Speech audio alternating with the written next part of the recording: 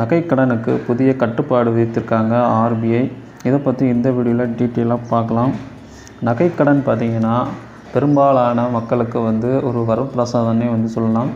எப்போ ஏதாவது ஒரு எமர்ஜென்சி தேவைனாலுமே ஒரு பேங்க்லேயோ இல்லைனா ஒரு நிதி நிறுவனத்துலேயோ இல்லைனா ஒரு கடையிலையோ நம்மளுடைய நகையை அடமானம் வச்சு நமக்கு பணமாக கொடுப்பாங்க. 85% நமக்கு அந்த நகையில் உள்ள பணத்தை நமக்கு தந்துடுவாங்க. அதை நாம் மாதம் மாதம் வட்டியாகவும் கட்டலாம், இல்லை வருஷத்துக்கு ஒரு தடவை கூட வட்டி மாதிரி கட்டி பேங்கில் நம்ம கட்ட முடியும்.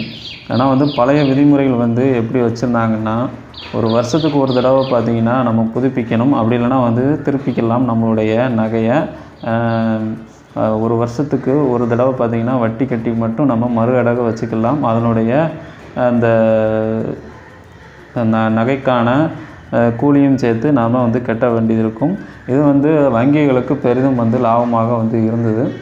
ஆனால் இப்போ புதிய நடைமுறை ஆர்பிஐ கொண்டு வர போகிறாங்க. மார்ச் 31, 2025 இந்த புதிய நடைமுறை கோல்டு லோன் வச்சுருக்கிறவங்க முழுமையாக பார்த்திங்கன்னா வட்டியை மட்டும் கட்டினா மட்டும் போதாது, அசல் தொகையும் சேர்ந்து செலுத்தினாதான் நீங்கள் மறு அடகு வைக்க முடியும். எப்படின்னா உங்கள் தங்க நகையை மீட்கலாம் அப்படின்னு சொல்லி புதிய நடைமுறை கொண்டு வந்திருக்காங்க.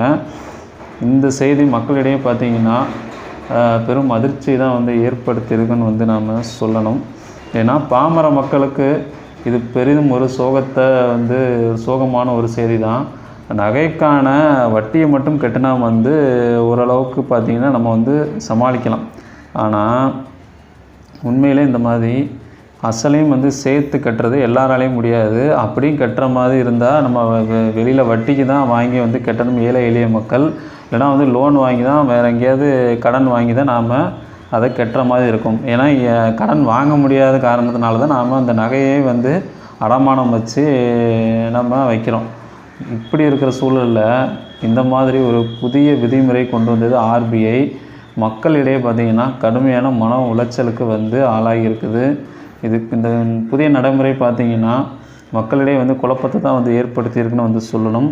அதனால் முடிஞ்ச வரைக்கும் இந்த வீடியோ எல்லாத்துக்கிட்டையும் ஷேர் பண்ணுங்கள். ஏன்னா இந்த நடைமுறை சேஞ்ச் பண்ணால் தான் ஏழை எளிய மக்களுக்கு சாதகமாக இருக்கும். அவங்களுக்கும் அந்த நகைக்கடன் வச்சுருக்கிறவங்களுக்கு அதை சமாளிக்க முடியும். இல்லைனா நிறைய பேர்த்துக்கான நகை திருப்ப முடியாமல் போயிடும். ஒரு சில பேருக்கு கடன் கிடைக்கும், எல்லாத்துக்கும் கடன் வாங்கி அதை திருப்ப முடியாது, வட்டி தான் கட்ட முடியும். அதனால் இந்த சூழலை, அதாவது இந்த விதியை மாற்றி அமைக்கணும்னு சொல்லி ரிசர்வ் வங்கிக்கு நானும் வலியுறுத்துகிறேன். கண்டிப்பாக இது மாறும்னு நான் நினைக்கிறேன். இந்த நிறைய இடங்கள்லே இப்போ ப்ரெஷர் போயிட்டுருக்குது ரிசர்வ் வங்கிக்கு.